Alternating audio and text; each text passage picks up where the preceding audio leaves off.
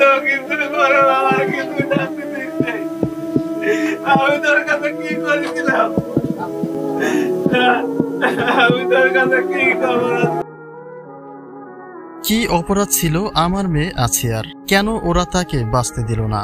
কেন মাত্র ৮ বছর বয়সে আমার নাবালিকা মেয়ের সঙ্গে এমন হলো? যে কথাগুলি চরম আর্তনাদের সঙ্গে প্রকাশ করছে আসিয়ার অসুস্থ পিতা। যেখানে আদরের মেয়ের জন্য ঈদের কেনাকাটায় ব্যস্ত থাকার কথা, সেখানে বাড়ির উঠোনে শেষ ঠিকানায় শয্যাশায়ী হয়ে আছে ৮ বছর বয়সী আসিয়া। যে বুকফাটা আর্তনাদি প্রকাশ করছেন আসিয়ার বাক প্রতিবন্ধী অসুস্থ পিতা। সবার কাছে তার প্রশ্ন শুধুমাত্র একটাই, যে কি অপরাধ করেছিল তার নাবালিকা মেয়ে আসিয়া? আমি কি করবো?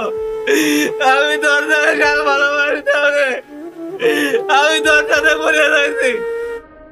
মানসিক ভারসাম্য হারানো বাবার নেই তেমন কোনো উপার্জন, যে কারণে মানুষের বাড়ি বাড়ি গিয়ে কাজ করে সন্তানদের লালন পালন করেন আসিয়ার মা।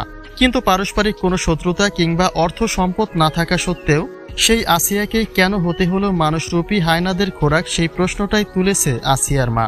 তিনি বলেন তার মেয়ে তো এখনো ঠিক করে ভালো মন্দ বুঝতেও শেখেনি, তাহলে তার প্রতি কেন করা হলো এমন অমানুষী নির্যাতন?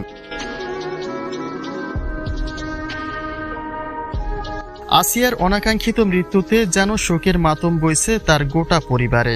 সন্তানের লাশ কাঁধে বহন করা যে কতটা যন্ত্রণাদায়ক সেটা সেই সব বাবারাই বোঝে যাদের সঙ্গে এমনটা ঘটেছে। বাক প্রতিবন্ধী অসুস্থ পিতা মানসিক ভারসাম্যহীন হলেও মেয়ের এই অকাল মৃত্যুতে মর্মান্তিকভাবেই শোকাহত হয়েছে। মেয়ের কথা মনে হলেই হাউমাউ করে কেঁদে উঠছে। বাংলার মানুষের কাছে তার শুধু একটাই প্রশ্ন, যে কি অপরাধ ছিল তার ৮ বছর বয়সী নাবালিকা মেয়ে আসিয়ার? আসিয়ার বাবা কেঁদে কেঁদে বলেন তিনি তো অসুস্থ, তার সময় তো কাটতো তার আসিয়ার সঙ্গেই। বাবার প্রতি খুব খেয়াল ছিল আসিয়ার। মেয়ের প্রতি বাবার দোয়া ছিল আসিয়া যেন মানুষের মতো মানুষ হয়ে জীবনে অনেক বড় হয়। কিন্তু সেই আসিয়াই চলে গেল তাদের সবার আগে, যা কোনোভাবেই মেনে নিতে পারছে না আসিয়ার অসুস্থ পিতা। মেয়ের কথা মনে হলেই হাউমাউ করে কেঁদে কেঁদে প্রকাশ করছেন তার আর্তনাদের কথা, যে ঘটনাটি আসলে কখনোই ভুলে থাকার নয়।